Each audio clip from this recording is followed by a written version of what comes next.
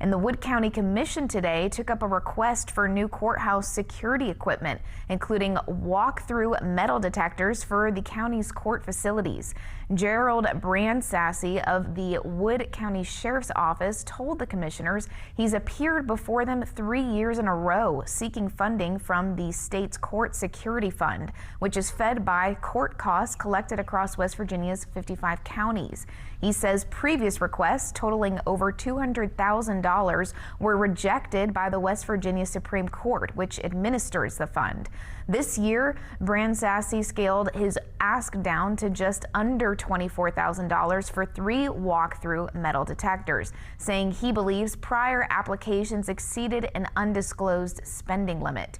Brandsassy said one of the current metal detectors used in the circuit court has become unreliable and needs replacement.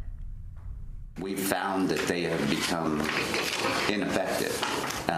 The one that I asked you guys for specifically for circuit court,